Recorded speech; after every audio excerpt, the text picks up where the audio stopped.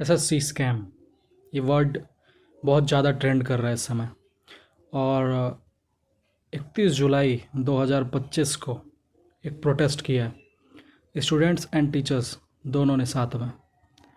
अब इसके पीछे का रीज़न किसी को नहीं पता। सबको ये पता है कि हाँ प्रोटेस्ट किया है और लाठी चार्ज भी हुआ, चोटें आई हैं सबको, टीचर्स को भी, स्टूडेंट्स को भी।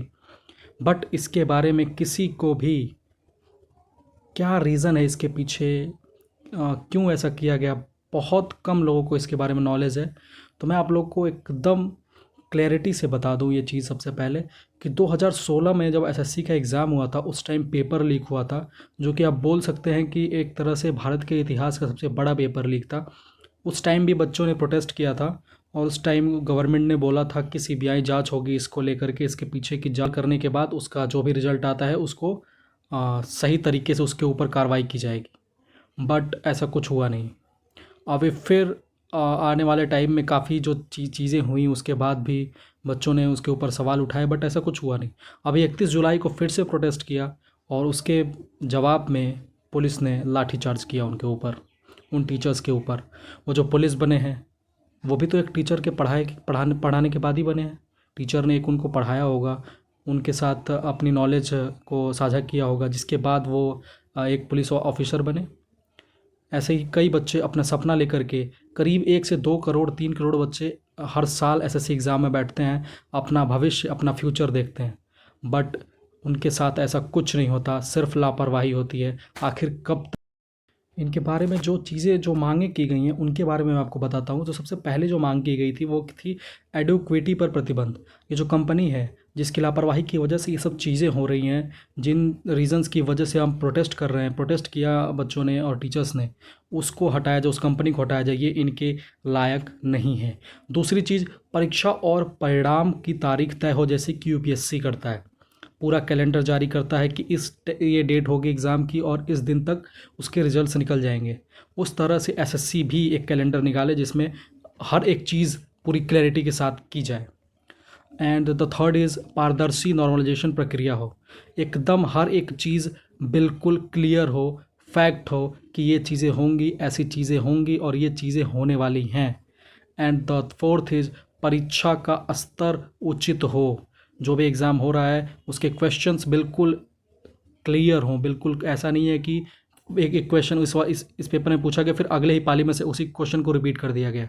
ऐसी बहुत सी चीज़ें हुई हैं जिसकी वजह से भी ये प्रोटेस्ट हुआ है, इसकी भी मांग थी।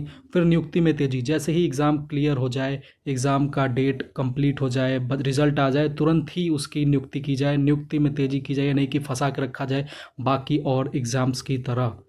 वेटिंग लिस्ट, जो छठा है वो है वेटिंग लिस्ट, यानी कि जब कुछ जितने भी बच्चे जब चयनित हो जाएं, उनके चयनित होने के बाद वेटिंग लिस्ट तुरंत जारी की जाए। एंड द सेवेंथ इज परीक्षा केंद्रों की सुगमता, मतलब कि जो सेंटर हो, हमारे केंद्र हों, वहाँ पे उसकी जो क्लियरिटी हो, बिल्कुल क्लियर हो और ज़्यादा दूर ना हो हमारे घर से या फिर हम जहाँ से भी अप्लाई कर रहे हैं फॉर्म को, ताकि हम वहाँ पे पहुँच सकें। और यातायात के साधनों का भी हमें यातायात का भी साधन दिया जाए। एंड द एट्थ इज प्रशिक्षित स्टाफ और निष्पक्षता, जो वहाँ पे स्टाफ हों, हमारे जो भी लोग वहाँ पे ड्यूटी पे लगे हुए हों, वो बिल्कुल प्रशिक्षित हों। और ऐसा उन्होंने अपील की है ऐसा करने के लिए भी। और नाइन्थ इज तकनीकी खामियों का अंत, जो एरर आते हैं, जो वहाँ पे जाने के बाद ऑनलाइन एग्जाम्स होते हैं उसमें भी जो एरर आते हैं, जो भी चीज़ें आती हैं, प्रॉब्लम्स आती हैं, वो सब सॉल्व हों। तो आप ये सभी चीज़ों को एक बार फिर से देखिए और समझिए कि इसमें कोई भी चीज़ असंभव तो है नहीं, और ना कि कोई ऐसी चीज़ है जो गैर कानूनी तरह से गैर कानूनी चीज़ें मांगी जा रही हैं। आप बिल्कुल इसको अलाउ कर सकते, तो ये होना भी चाहिए, ये चीज़ पहले से ही होनी चाहिए, जो कि नहीं हो रही है उसको मांगना पड़ रहा है। मतलब कि कितनी बड़ी गलती हो रही है हमारे देश में। अब इसको लेकर के क्या बोलेंगे, क्या कहेंगे, गवर्नमेंट कब सुधरेगी और कब इन सब चीज़ों को लेकर के चीज़ें सही करेगी, ये बहुत बड़ी गलती है।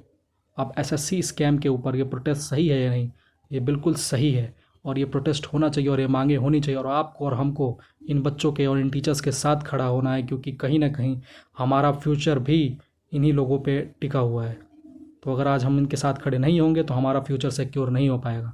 तो बी रेडी विथ हिम और बने, इन लोगों के साथ बनिए, इन लोगों का साथ दीजिए। Thank you so much for the watch.